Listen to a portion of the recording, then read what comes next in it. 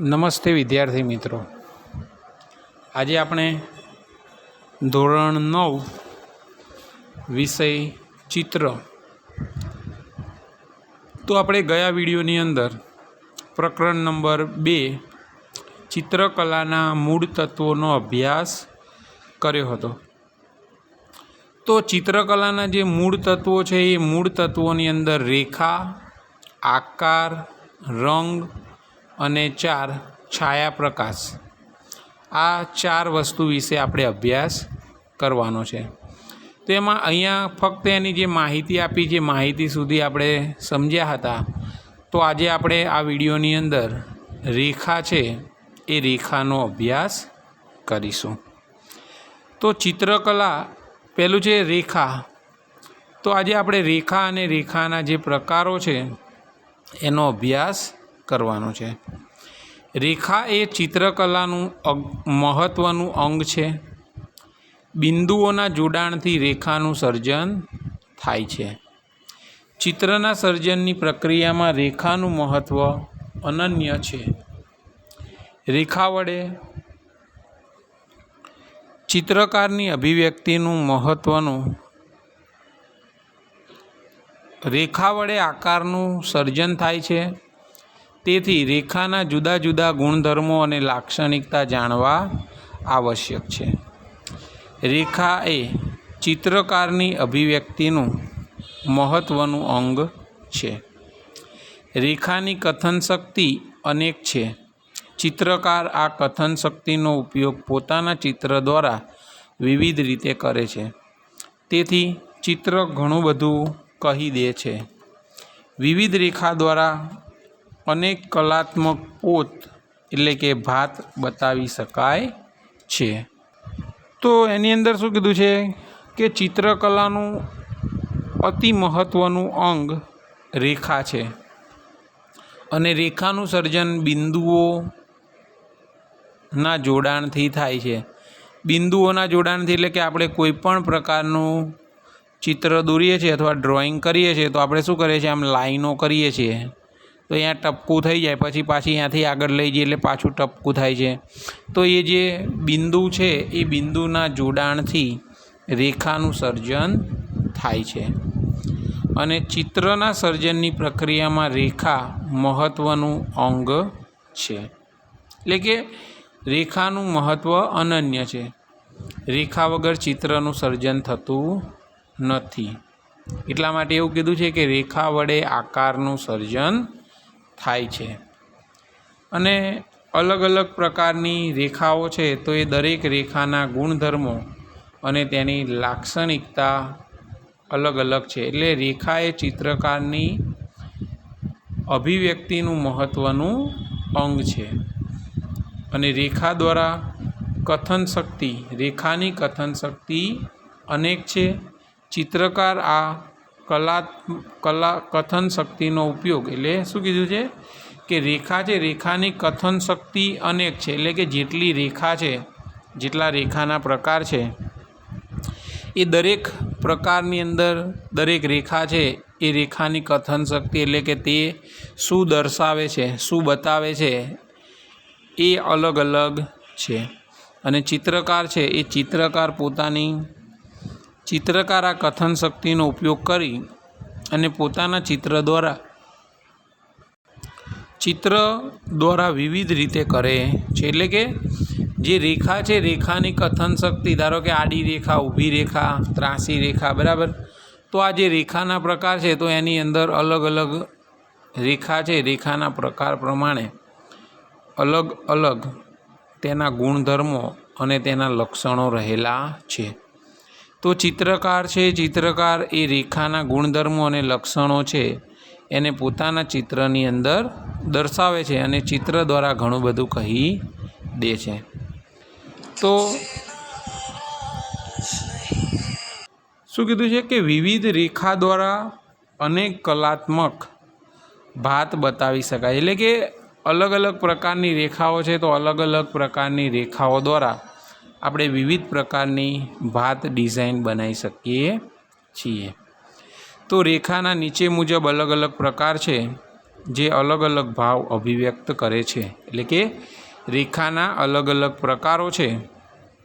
કુલ રેખાના 8 પ્રકાર છે અને 8 રેખા છે એ રેખાના અલગ અલગ પ્રકારના ભાવ અભિવ્યક્ત કરે છે.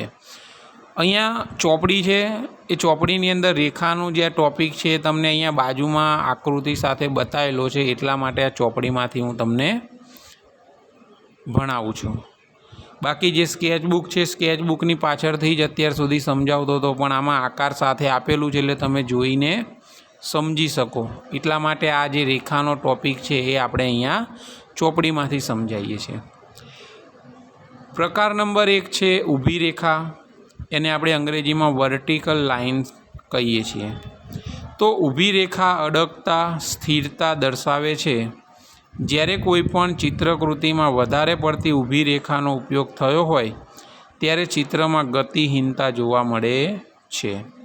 દાખલા તરીકે સાવધાનમાં ઊભેલો સૈનિક, ઊભો થાંભલો કે ઊભેલું વૃક્ષ, મિનારો વગેરે તેના ઉદાહરણ છે. હવે શું કીધું છે કે ઊભી રેખા છે એ ઊભી રેખા અડગતા અને સ્થિરતા બતાવે છે, દર્શાવે છે. અડગતા એટલે કે દરેક એકદમ સ્થિર, કોઈ પણ વ્યક્તિ અડગ, બરાબર, અડગ એટલે કે એકદમ સ્થિર, પોતાના શરીર પર કંટ્રોલ રાખીને એકદમ સ્થિર અડગ રીતે ઊભો રહેલો છે. તો અને સ્થિરતા બતાવે છે. કોઈ નિર્જીવ વસ્તુ હોય, ધારો કે લાઇટનો થાંભલો છે, બરાબર, અથવા તો વૃક્ષ છે, તો એ કેવું છે, એકદમ સ્થિર બતાવવામાં આવે છે. પછી કોઈ ઊભેલો સૈનિક છે, સાવધાનમાં ઊભેલો સૈનિક, તો એકદમ સ્થિર કેવો હોય છે, અડગ ઊભો હોય છે, બરાબર. તો એ ઊભી રેખા છે, ઊભી રેખાની અંદર અડગતા અને સ્થિરતા દર્શાવે છે.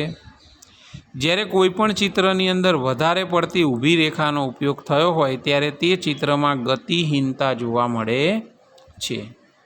એટલે કે ગતિહીનતા એટલે કે તેમાં ગતિ બતાવવામાં આવતી નથી. કેમ કે ઊભી રેખા જે ચિત્રમાં બતાવવામાં આવે તો એ ચિત્ર કેવું છે, સ્થિર છે એવું બતાવવામાં આવે છે, એટલે ગતિ દેખાતી નથી, એટલે કે એ ચિત્રમાં ગતિહીનતા જોવા મળે છે. હવે એનું ઉદાહરણ છે, તમારે દરેક રેખા છે, રેખાની અંદર તેના ઉદાહરણો યાદ રાખવાના છે.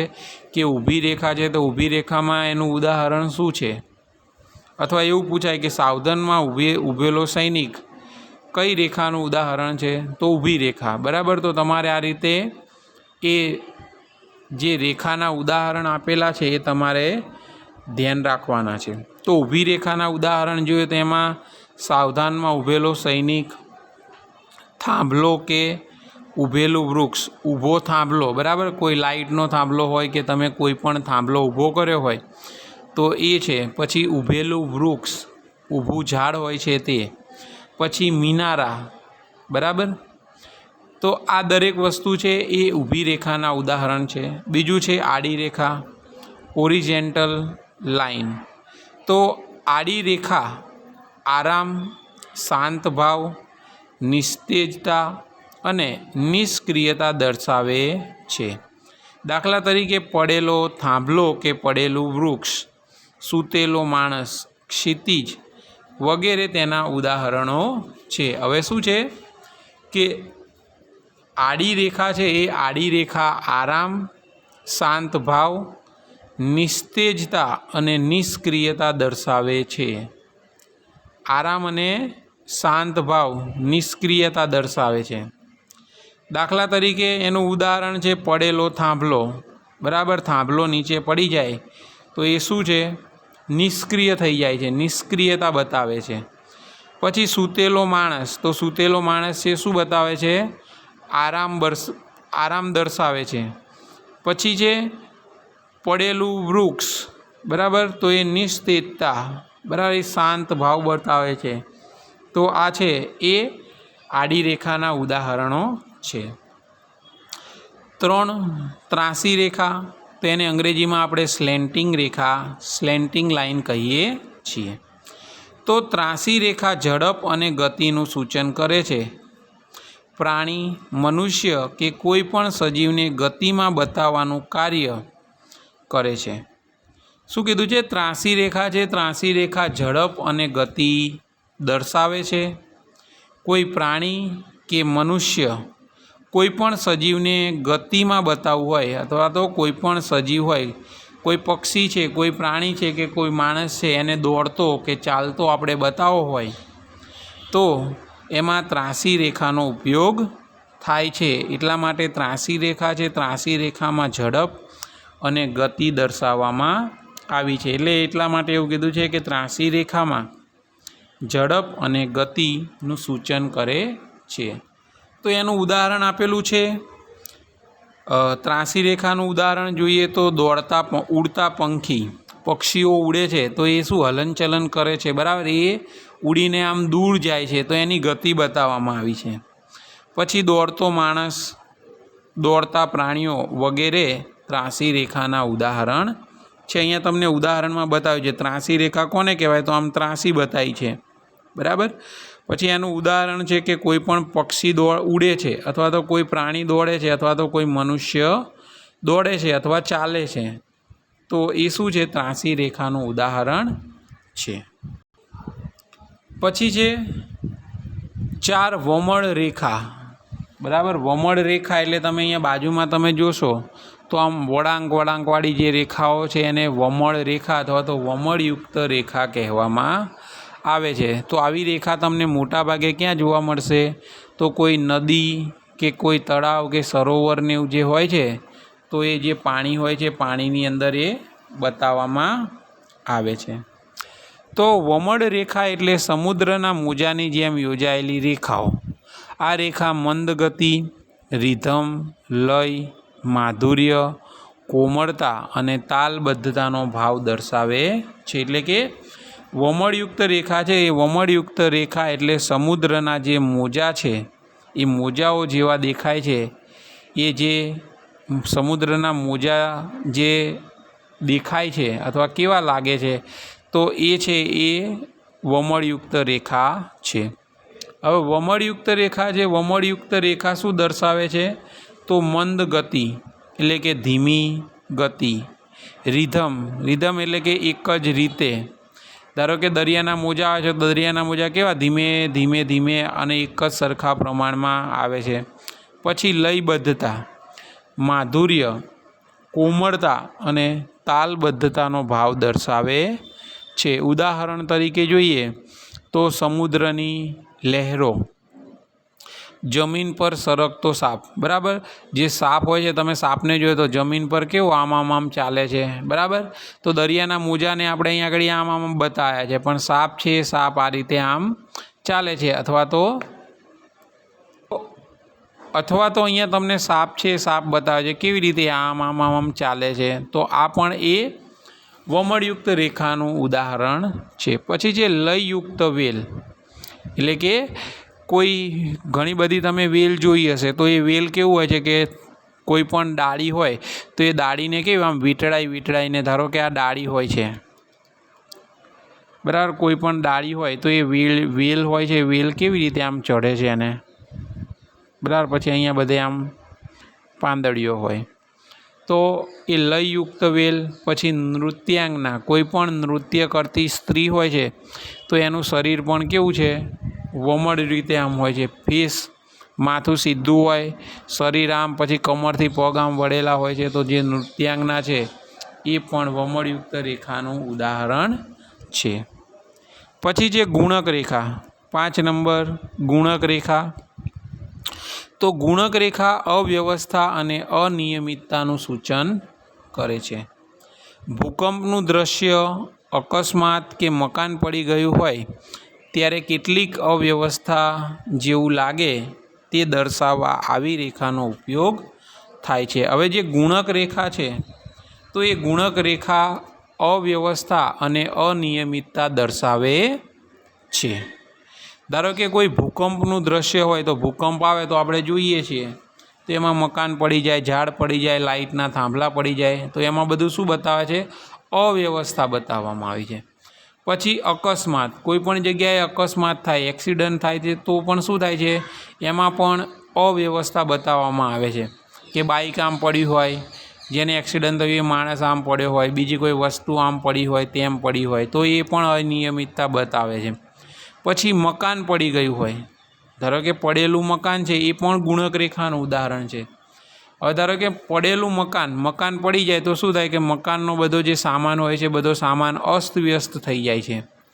પછી મકાનના જે પતરા છે કે ધાબુ છે કે ગમે તે બરાબર, તો એ બધું તૂટીને દિવાલ આમ પડે, પતરા આમ પડે, ધાબુ આમ પડે, આવું બધું આપણને જોવા મળે છે। તો પડેલું મકાન છે એ પણ ગુણક રેખાનું ઉદાહરણ છે। એટલે કે ગુણક રેખા છે, ગુણક રેખાની અંદર અવ્યવસ્થા અને અનિયમિતતાનું સૂચન કરવામાં આવે છે।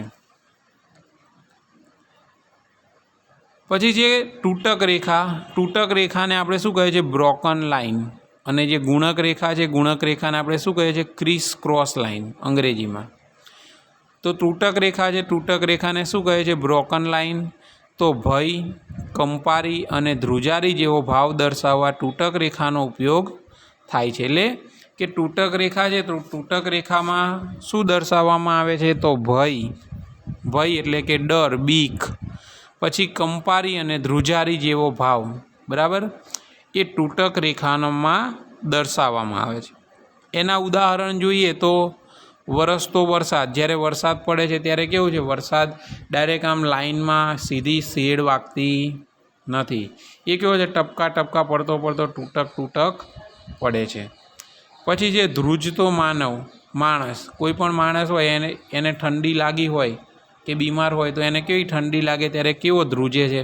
સતત એ ધ્રુજ નહીં કરતો, થોડી વાર ધ્રુજે પછી પાછો સ્થિર, પાછો ધ્રુજે, તો એ પણ ધ્રુજતો માણસ છે, એ પણ તૂટક રેખાનું ઉદાહરણ છે। પછી ધ્વનિકંપન, કોઈ પણ અવાજ હોય છે તો એ અવાજ આપણને કેવી રીતે સંભળાય છે? તૂટક, એક જ સાથે એક સરખો અવાજ સંભળાતો નથી। પછી પારદર્શકતા, વાહનની ગતિ, વાસણમાં પ્રવાહી દર્શાવવા, તો આ દરેક વસ્તુ છે, દરેક વસ્તુ તૂટક રેખાના ઉદાહરણ છે। હવે વાહનની ગતિ, કોઈ પણ વાહન હોય તો એ ચાલે છે તો એની ગતિ કેવી હોય છે? તૂટક હોય છે। તે એક જ સ્પીડે બધે ચાલી શકતું નથી। આપણે બાઇક ચલાવીએ છીએ તો બાઇક 60ની સ્પીડે ચલાવીએ એટલે સીધું આપણે પહેલેથી 60ની સ્પીડે લઈએ પછી ઠેક સુધી 60ની સ્પીડે ચાલીએ છીએ? નથી ચાલતા। ક્યાંક ટ્રાફિક આવે કે કોઈ પ્રાણી આવે કે કોઈ માણસ કેવું કોઈ વચ્ચે આવે તો આપણે કેવું ધીમે કરીએ છીએ બાઇક? તો એ છે એ, એટલે કે જે વાહનની ગતિ બતાવવામાં આવે છે એ પણ તૂટક રેખાનું ઉદાહરણ છે। પછી જે પાતળી રેખા, તો એને થીન લાઇન કહેવામાં આવે છે। અંગ્રેજીમાં શું કહેવાય છે? Thin line. તો પાતળી રેખા બળ કે તાકાત દર્શાવે છે। નકશાની સરહદ, બલિષ્ઠ માણસ તેના ઉદાહરણ છે, બરાબર। અહીંયા ઉદાહરણમાં આપ્યું છે પાતળી રેખા, તો પાતળી રેખા છે, પાતળી રેખા શું દર્શાવે છે? તો બળ અને તાકાત દર્શાવે છે। ધારો કે પાતળી રેખાનો ઉપયોગ શું થાય? એનું ઉદાહરણ શું છે? તો નકશાની સરહદ, ધારો કે કોઈ પણ સરહદના નકશાઓને એવું હોય તો એ કેવા પાતળી રેખામાં બતાવવામાં આવે છે। તો હવે એ કોઈ પણ દેશનો નકશો હોય, બરાબર, કે કોઈ નદી કે કોઈ પણ વસ્તુનો નકશો હોય તેમાં જે રેખાનો ઉપયોગ થાય છે એ પાતળી રેખા હોય છે। તો એ સરહદ બતાવે છે। તો એ સરહદ બતાવે, ધારો કે બે દેશોની સરહદ હોય તો એની અંદર શું છે? બળ બતાવવામાં આવે છે કે જો આમાંથી આમાં કોઈ આવે તો એને નુકસાન થાય, એટલે કે એકબીજાની તાકાત બતાવે છે કે આ દેશની સરહદ છે તો આ દેશની સરહદની અંદર બીજા દેશના લોકોએ આવવું નહીં, જો આવશે તો એમને મારવામાં આવશે, એટલે કે એ તાકાત બતાવવામાં આવી છે।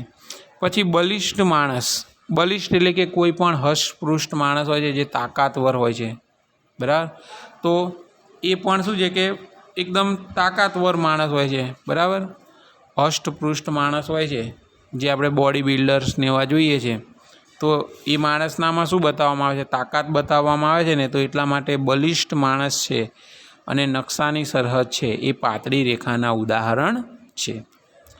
8 નંબર છે જાડી રેખા।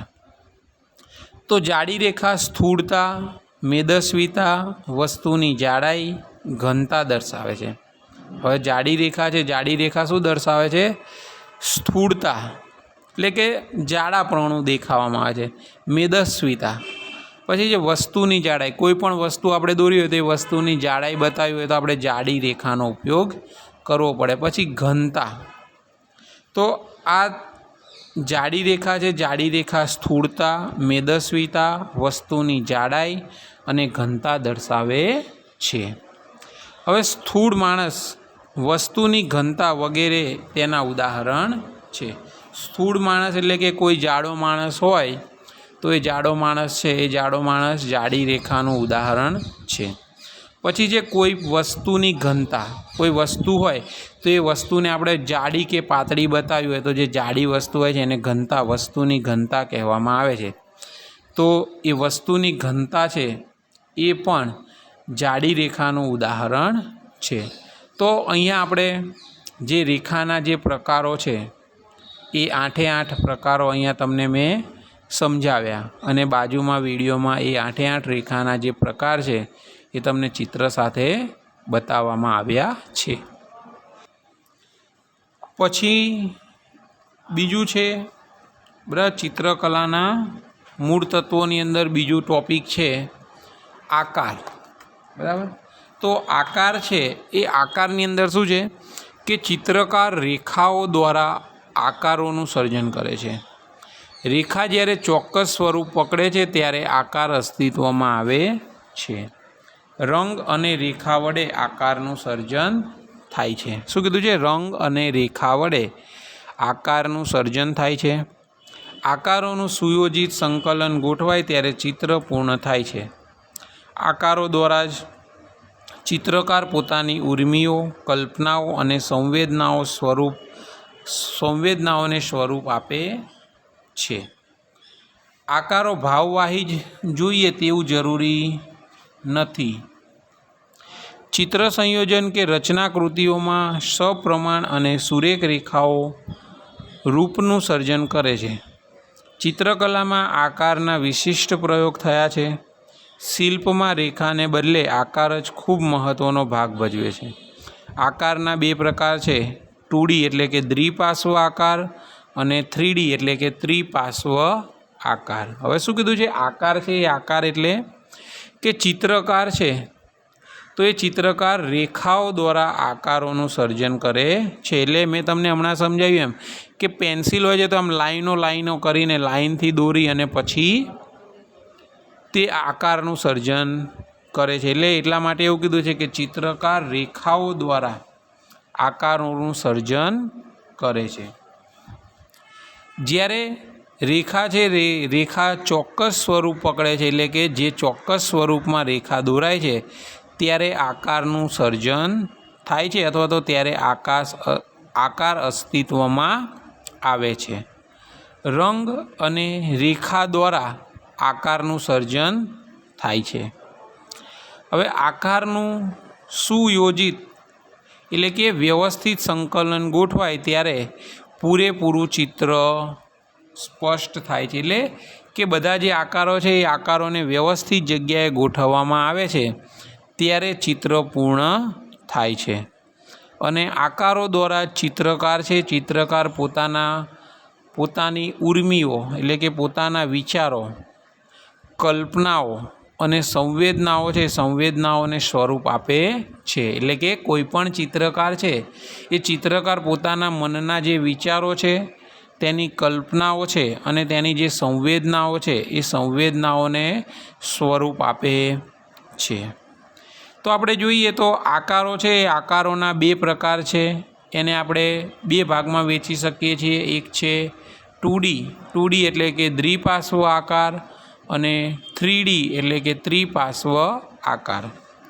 તો દ્વિપાર્શ્વ આકાર, જે આકારને ફક્ત લંબાઈ અને પહોળાઈ જ હોય તેવા આકારને દ્વિપાર્શ્વ એટલે કે 2D એટલે કે દ્વિપરિમાણ આકાર કહે છે. દાખલા તરીકે પેઇન્ટિંગ, ફોટો ફ્રેમ, ફોટો વગેરે. શું કીધું છે? ઉદાહરણ આપેલા છે અહીંયા કે જે આકાર, કોઈ પણ આકાર હોય તો એ આકારને ફક્ત લંબાઈ અને પહોળાઈ જ હોય તેવા આકારને દ્વિપાર્શ્વ અથવા તો 2D આકાર કહેવામાં આવે છે. તો એનું ઉદાહરણ આપ્યું છે પેઇન્ટિંગ.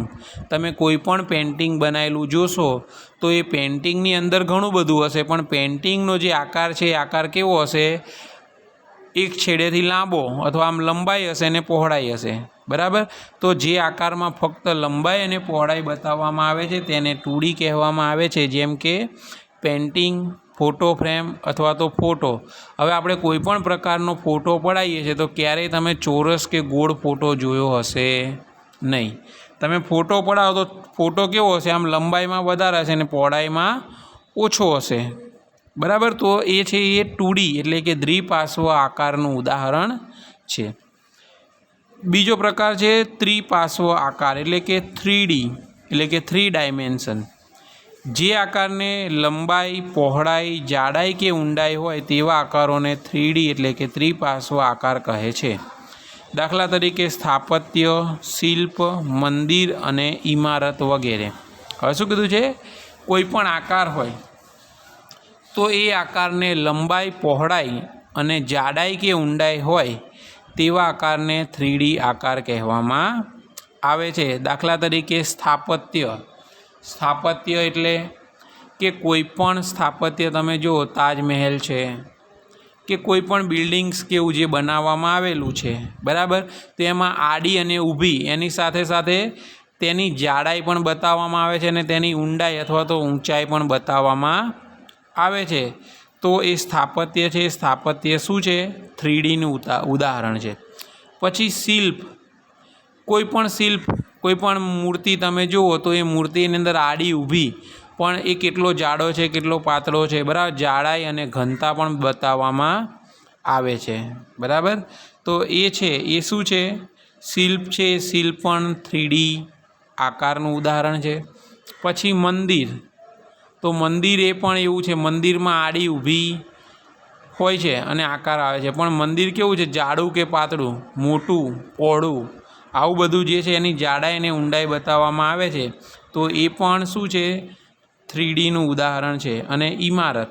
ઇમારત એટલે કે આપણે કોઈ પણ મકાનની દિવાલ કેવું બનાવીએ છીએ અથવા મકાન બનાવીએ છીએ